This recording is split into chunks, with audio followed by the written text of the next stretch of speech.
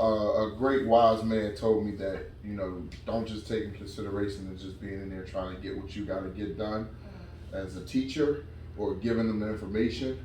Understand who you're teaching and who you're in front of. It's just like doing an event. If you're an artist or a creative, you got to know what type of demographic you're in front of. You know what I mean? You just do anything. You got to understand who you're in front of and then attack. It's that young men testosterone, I think, going on. They playing until it honestly gets serious. And you just have to know how to. My thing is talk, communicate. Like I told Jesse before, these are like little brothers and sisters to me. When you go into class, you can't be like little brother, little sis, but the mindset I have with that is how I would approach my little brother and sister if they were in the type of situation that was. Establish a respect factor. At the end of the day, I don't do the child and adult. I have feelings, you got feelings. And I always ask, I come into class, raise your hand if you feel like I disrespect you at any time.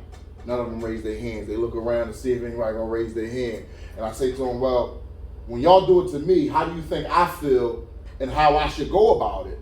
And they always have to think about it is the 7th and 8th graders, when you get them to think, they become so much more powerful.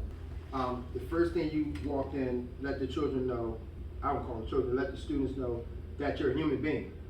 You emphasize the feeling aspect of it. If you're in front of, they're just little adults.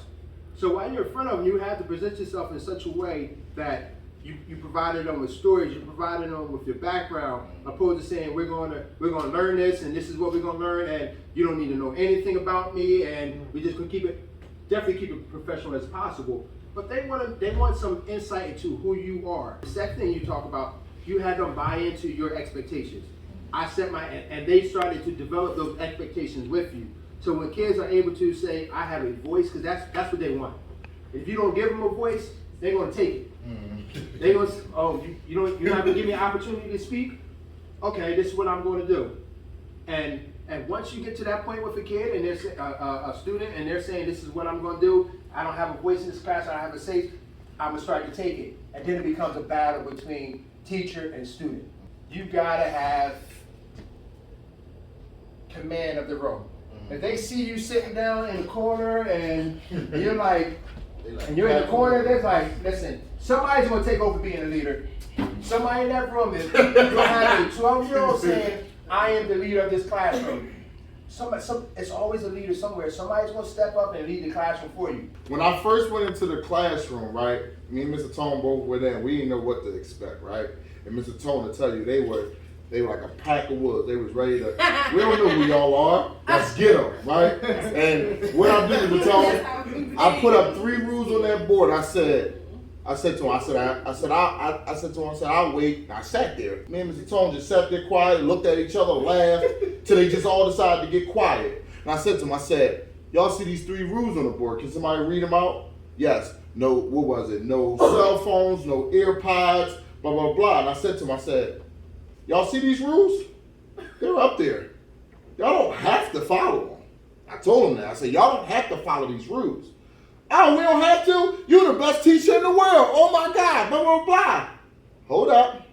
But there are consequences behind you not following these rules. See, now what you're doing is you're making that mind wonder like, darn it, you know what? I gotta think about this, because what is he talking about? He just said I can do it, but now he's saying I might get in trouble. Now they're fighting and battling with themselves to understand the construct of why these rules are even up here. Because clearly we don't want you doing it. But we can't stop. Like they tell them, put their phones in the locker. Them kids don't listen to that. They're in their class like, remember? In the class like this.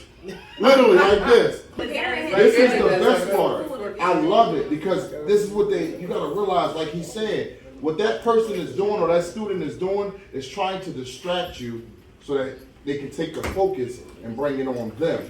No, when you're doing it, I'm gonna let you do you. Because guess what? Now, can you do me a favor? Can you come up to the board and tell me what I asked the rest of the class to do? That's right. Huh. That's right. Don't make me a punk. No, come on.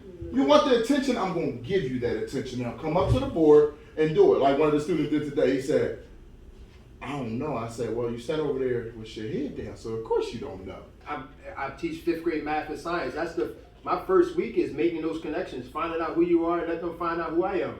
Once I make that connection and they realize that Mr. Bryson also a human, Mr. Bryson has 2 children, Mr. Bryson is married, Mr. Bryson came from sat in the same seats as they sat in. Mr. Bryson has all these connections, you know.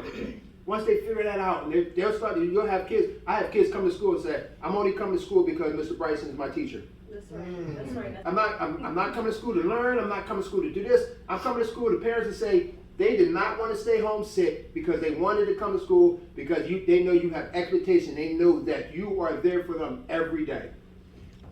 That's the relationship you have to build. And those kids, and you'll find those kids academically, the more you pour into them, no matter what level they come in at, you meet them where they are, and you just build them up every day, and you let them see the stuff. This is where you started at, and this is where you're at right now. So you got to remember, they're at home in elementary school, parents are walking them to school, saying, bye, Johnny, kissing them, and when they get out of school, the parents are there. When they get in middle school, the car pulls up, boom, kicking them out the door, bye, see you later, and walk home.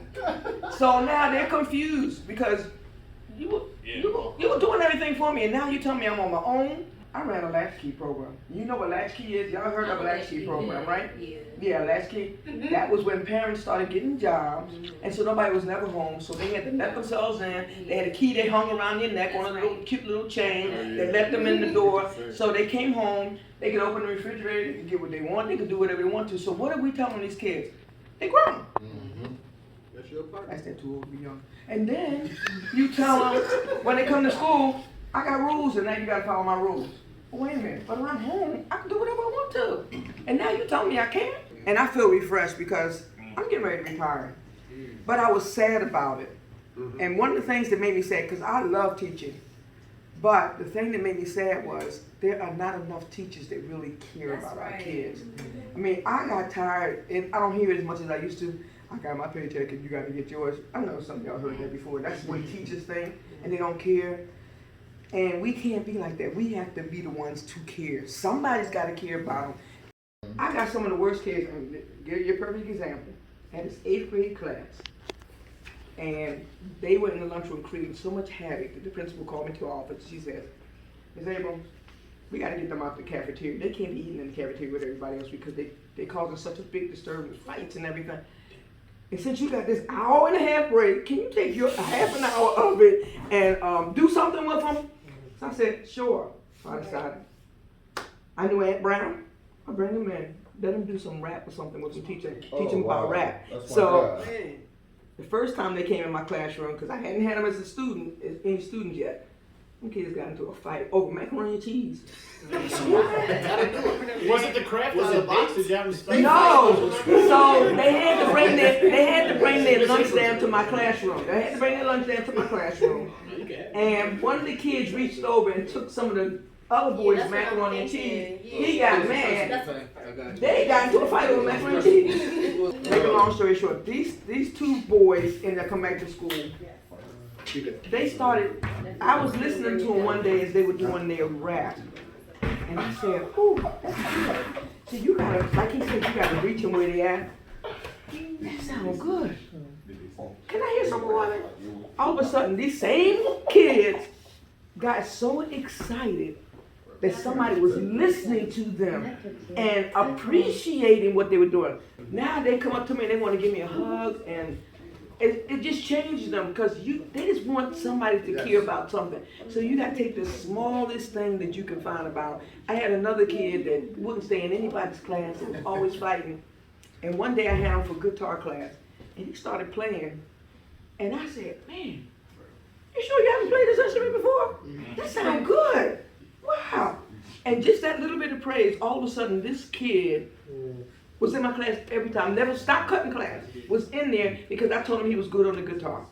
And I hear a lot about kids, but the first thing I tell them, I had one class, it was really, really a horrible class. I said, now I've heard a lot of rumors about you, but I'm not going to believe any of it. That's right. I'm not going to believe it until you show it to me. So as far as I'm concerned, you're the greatest kids in this building. That's right. I love it. And when you do that, the kids buy into it like he said.